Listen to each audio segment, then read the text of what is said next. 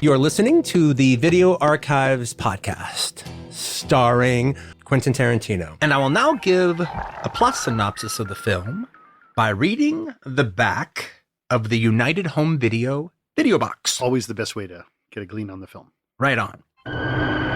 In the mid-21st century, mankind has reached a point in its technological advances to enable colonization of the far reaches of the universe.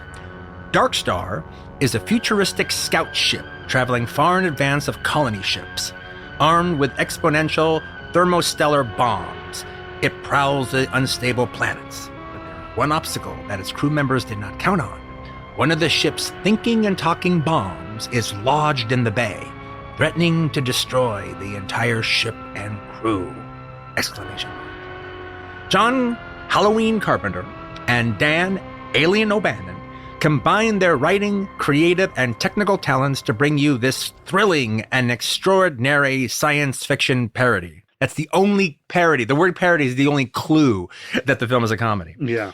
91 minutes, 1971, color, and the tape number in the science fiction section is 199. Dark Star started off as a student film that was being done at USC, directed by John Carpenter and pretty much done in collaboration with a fellow student, Dan O'Bannon, who wrote the script with Carpenter, was the production designer, did all the special effects, edited the movie, and is the lead of the film. Yeah. So it truly, I mean, in every way, shape, and form, it can be called a Carpenter-Dan O'Bannon film. It is a complete joint effort of these two men together. The only time they will ever work together, and it's understandable, but also sad at the same time, because it was a magnificent collaboration. Yeah, a lower class, working class, all right, inside of space travel. Yeah. Not everybody like the Enterprise. Well, I mean, it's like, one of the things that was interesting, and I'll talk about when I talk about the film, watching it with you, I saw it once when it came out, and I hadn't seen it since. So it was funny watching it with you, because I remember, even from being a little kid, I remember different elements of it, but I was really kind of seeing it for the first time, with the exception of these moments when we watched it together. Yeah, when we watched it together. Yeah. But I could tell you had seen it like 10 times. You were watching the way we would watch Evil Dead 2 with somebody who's never seen Evil Dead 2 before. Yeah, exactly. Yeah, but Dark Star really is a shining jewel. Also, at the same time, I think this seems to be an answer to 2001, an anti-2001. I think there's also a criticism of 2001. A criticism of the suits, a criticism of the 60s, middle-age, middle-classness, a criticism of the antiseptic quality of the lack of humanity that is supposedly all part of space travel in movies. This is bringing life and piss and shit and cum into the space world. Literally, in the case of the toilet paper, which is an issue in the movie. Yeah, he's like the loading dock. I've completely forgot about this aspect when I watched the movie again. Where I'm like, what? Pinback isn't Pinback? Well, in a strange way, everybody else has just gotten disillusioned.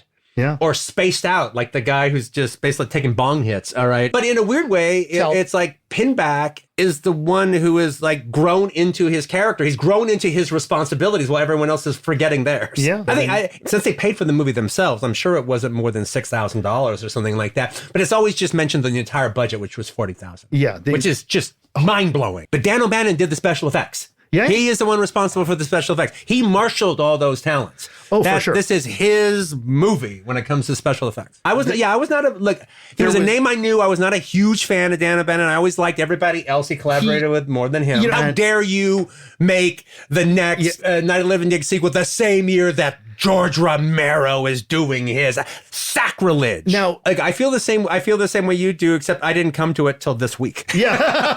I've enjoyed not liking Dan, and I've enjoyed slagging him off. And now I feel guilty. Well, I'm sure if you put it on when I was in, like, oh God, Dark Star. Yeah. Do you have to? Okay. Whatever. Yeah, it was considered an absolute cult film classic, but by 78. Yeah, for sure. It's absolutely a cult film classic.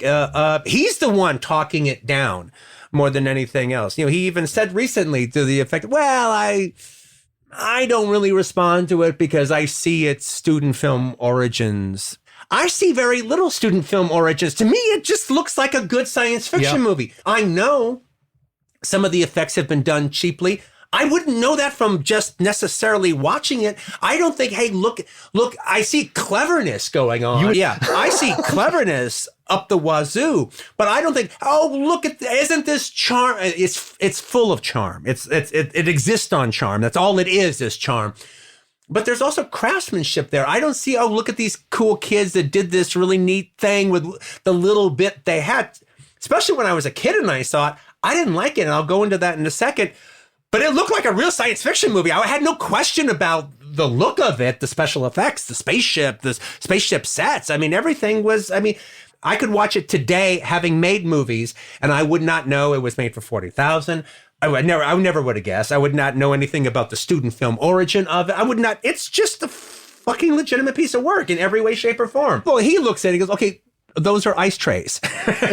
Those are ice cube trays that I'm shining light through. So he can only see the ice cube trays. Yeah. He can only see the muffin tins. Okay, so now I'm going to tell you my history with Dark Star, where I saw it in 74 when it came out. I saw it in Marina Del Rey, UA. I hated it in 74 when I saw it. So you were 9, I was probably 11. Mm-hmm. I hated it. And I'll tell you why I hated it is because I knew fuck all about it other than the TV spots that Jack Harris had blanketed afternoon television with. So I saw the TV spots a bunch of times and looked like a really groovy space movie to me. I go, wow, I can't wait to see this. And so that weekend came about and I went and saw it. Okay, so this is, to say the least, this is before Star Wars. Okay, so what did I want?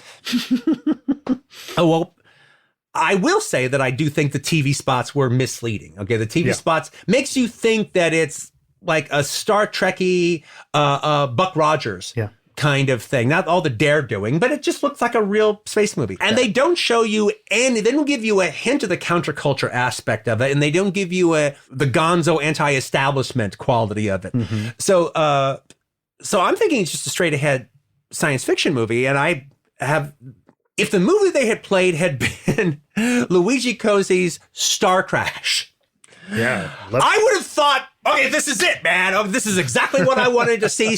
If I had seen Star Crash when I went and saw Dark Star, I would have been completely satisfied. Yeah. That would have been exactly what I wanted. That would have been exactly what the TV spot asked for. That's what I wanted to see. Star Crash way before it was ever made when I went and see Dark Star.